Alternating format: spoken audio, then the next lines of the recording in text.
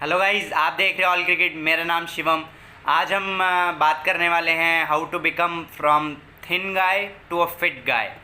तो हमें पता है पीक परफॉर्मेंस के लिए right kind of body weight बहुत ज़रूरी है स्पोर्ट्स में, स्पेशली स्पोर्ट्स में। तो आज हम इसी बारे में बात करने वाले हैं। हमारे पिछले वीडियो में हमें बहुत अच्छा रिस्पांस मिला था जो कि था फ्रॉम फैट टू फिट। तो आइए शुरू करते हैं ये वाला वीडियो।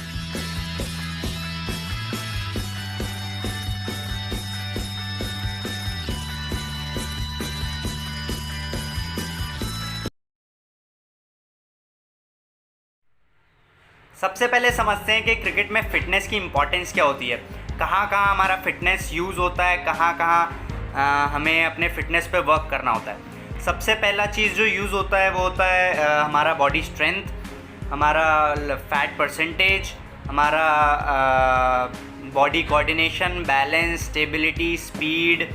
मतलब बहुत सारी चीज़ें हैं जो मिल के एक हमारी बॉडी में होनी चाहिए जिससे हम अपना बेस्ट अपने आप से निकाल पाएँ ग्राउंड में। तो पहले समझते हैं कि प्रॉब्लम्स क्या होती है हमारे जो लोग बहुत थिन रह जाते हैं क्योंकि उनका जीन्स वैसे होते हैं। मतलब सेवरल रीजंस हैं। पहले रीजंस डिस्कस करते हैं, प्रॉब्लम्स डिस्कस करते हैं, फिर उसके सॉल्यूशन समझेंगे। तो प्रॉब्लम्स ज़्यादातर केसेस में होता है कि डाइट अच्छी ना होना, अच्छा ना होना, हमारा फिटनेस रिजीम अच्छा ना होना, हमारा रिकवरी बहुत अच्छा ना होना, और जो मोस्ट इम्पॉर्टेंट जो बहुत लोगों के साथ होता है, अगर ये तीन चीज़ अच्छा है तो भी एक चीज़ होता है कि डाइजेशन बहुत अच्छा ना होना। मेरे हिसाब से डाइजेशन एक बहुत इम्पॉर्टेंट रोल प्ले करता है हमारे fitness, body structure, body balance, muscle coordination, muscle building, मतलब मसल स्ट्रेंथ। बहुत सारी चीज़ें हैं जिसमें हमारा जो डाइट है, हमारा जो डाइजेस्टिव सिस्टम है, ये वर्क करता है। तो आइए समझते हैं एक एक करके कि कहाँ कहाँ हम अपने आप को इम्प्रूव कर सकते हैं और आप कौन सी कैटेगरी में लाई करते हैं और आप कैसे उन चीज़ों को अप्लाई कर सकते हैं। सबसे पहले आ जाते हैं हमारे पहले दो पॉइंट पे, जो कि है हमारा डाइट एंड फिटनेस रिजीम। तो डाइट एंड फिटनेस रिजीम क्यों इम्पॉर्टेंट है? डाइट तो सबसे पहले जीने के लिए भी बहुत इम्पॉर्टेंट है। हमें पता ही है कुछ ना कुछ खाना ज़रूरी है ताकि हम ज़िंदा रह सकें। लेकिन स्पोर्ट्स में, हमारे क्रिकेट में डाइट का क्या रोल है मेरे हिसाब से, और जो बोला जाता है रिसर्चर्स के अकॉर्डिंग के डाइट हमारा ग्रोथ में, मतलब पीक परफॉर्मेंस जो अगर हमारा गोल है तो उस गोल के डायरेक्शन में diet almost 70 to 80% role play करता है। मतलब 70 to 80% हमारा जो डाइट है उस पर डिपेंड करता है हमारा ग्रोथ। चाहे हम बॉडी बिल्डिंग कर रहे हों, चाहे हम कोई भी स्पोर्ट खेल रहे हों, चाहे हम क्रिकेट ही क्यों ना खेल रहे हों, चाहे हम कुछ भी कर रहे हों जो कि स्पोर्ट्स से रिलेटेड है, जिसमें फ़िज़िकल डिमांड है, तो उसमें डाइट का ऑलमोस्ट 70 to 80% कंट्रीब्यूशन होता है। और आ जाते हैं हमारे फिटनेस रिजीम। अगर एक ऐसे समझिए कि डाइट अगर हमारा इंजन है, मतलब अगर हमारा सोर्स ऑफ हमारा एनर्जी है, तो वो एनर्जी कहाँ लगाना है वो हमारा फिटनेस काम करता है। मतलब उस एनर्जी को डायरेक्शन देना कि ये एनर्जी यहाँ लगे जाके, वो काम हमारा फिटनेस करता है, फिटनेस रिजीम करता है। हम किस तरह का फिटनेस रिजीम फॉलो करते हैं इस पर डिपेंड करता है कि हम क्या क्या चीज़ अपने बॉडी में, माइंड में इम्प्रूव कर देंगे जिससे हम अपने गोल के, मतलब जो हमारा पीक परफॉर्मेंस गोल है उसके पास पहुंच पाएँ। तो डाइट एंड फिटनेस मेरे हिसाब से मोस्ट इम्पॉर्टेंट थिंग। अगर डाइट 70% हमारा यूज़ होता है तो फिटनेस हमें उसको डायरेक्शन, हमारे डाइट को डायरेक्शन देने के लिए यूज़ होता है, जो कि 20% कंट्रीब्यूशन देता है। और जो 10% कंट्रीब्यूशन देता है वो होता है हमारा रेस्ट, जो कि हमारा थर्ड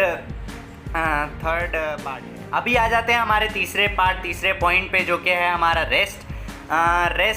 जैसे मैंने आपको बताया कि 10% कंट्रीब्यूट करता है हमारे गोल को अचीव करने के लिए, क्योंकि बहुत इम्पॉर्टेंट है कि हम जब भी रेस्ट कर लेके उठें तो हम एक फ्रेश फील करें, हम अपने जो प्रीवियस वर्कआउट है, प्रीवियस जो भी काम हमने किया है, मतलब प्रीवियस डे से हम रिकवरी अच्छा कर सकें, रिकवर अच्छा हो सकें, ताकि हम नेक्स्ट डे फिर से उसी इंटेंसिटी के साथ, उसी पैशन के साथ फिर से अपने आप को लगा सके अपने काम में। तो रेस्ट जैसा कि मैंने आपको बताया कि 10% कंट्रीब्यूट करता है। रेस्ट में क्या क्या चीज़ें आ जाती हैं? रेस्ट में मेरे हिसाब से जो मैं फॉलो करता हूँ कि रेस्ट में वो चीज़ें आती हैं, जैसे अगर मैं यहाँ पे बैठा हूँ, अगर मैं विद ईज़ बैठा हूँ तो मैं रेस्टफुल स्टेट में हूँ। तो रेस्ट केवल सोना नहीं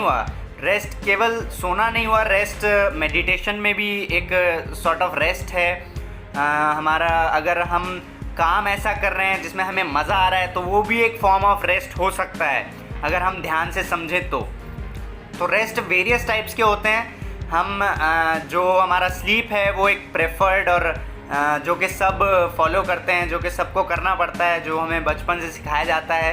तो रेस्ट बहुत इम्पॉर्टेंट है कि हम, अगर हम स्लीप पे डिपेंड करते हैं, तो अगर हम स्पोर्ट खेलते हैं तो मेरे हिसाब से 6 to 8 आवर्स की स्लीप हमें बहुत मस्ट है, मतलब 6 to 8 आवर्स मस्ट स्लीप, तो ताकि हम next day alive and fresh feel कर सकें। अभी आ जाते हैं हमारे पॉइंट 4 पे, जो क्या है हमारा डाइजेस्टिव सिस्टम।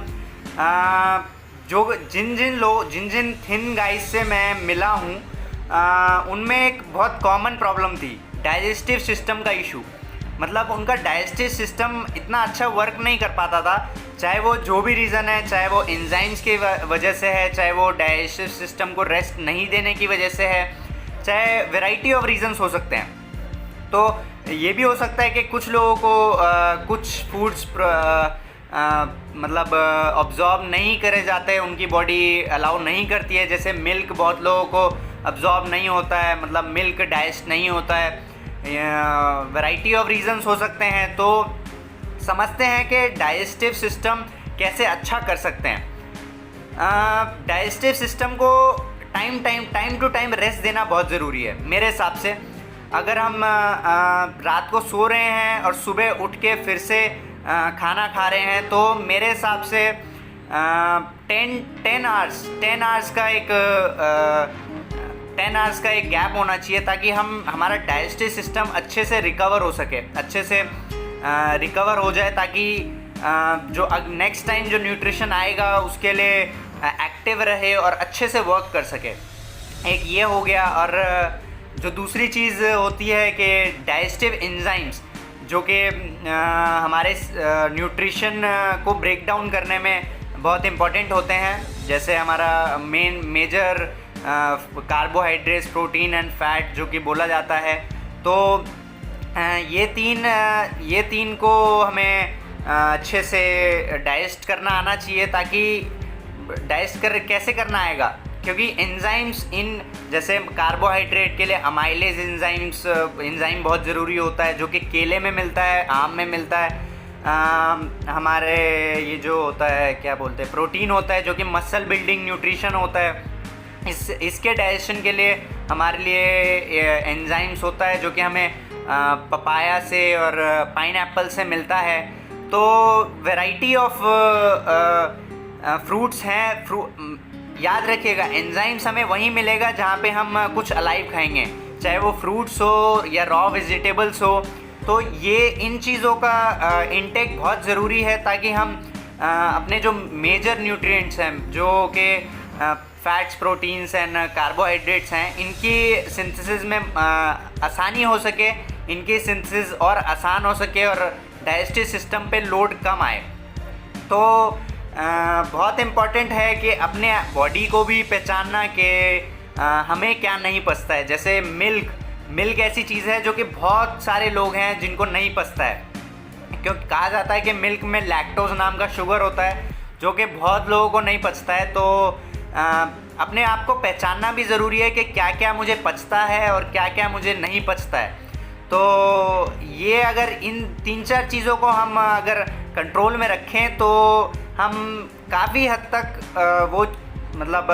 हद तक अपना डाइजेस्टिव सिस्टम और थिन टू फिट जो हमारा गोल है उसे अचीव कर सकते हैं। और जो पीक परफॉर्मेंस के लिए जो हमारे स्पोर्ट क्रिकेट में ज़रूरी है वो कर सकते हैं। अगर आपको हमारी ये वीडियो पसंद आई तो प्लीज़ लाइक, कमेंट, सब्सक्राइब और शेयर ज़रूर करें ऐसे लोगों के साथ जो आपको लगता है कि थिन है और उनको अपने पीक परफॉर्मेंस के लिए एक पर्टिकुलर वेट चाहिए। देखिए, बहुत इम्पॉर्टेंट है कि हम एक लाइन होता है क्रिकेट में, स्पोर्ट में, लाइफ में एक लाइन होता है जो कि एक फिट वाला लाइन होता है। कुछ लोग ऊपर होते हैं, कुछ लोग नीचे होते हैं। तो ऊपर वाले लोगों को नीचे लाना होता है, नीचे वाले लोगों को ऊपर ले जाना होता है। तो यही काम है। अगर आप थिन है तो आपको राइट काइंड ऑफ वेट पे आना बहुत ज़रूरी है, ताकि स्पेशली स्पोर्ट्स में, ताकि आपसे अपना बेस्ट निकले, आपसे अपना पीक परफॉर्मेंस निकले। तो मिलते हैं अगली वीडियो में। चलिए, धन्यवाद।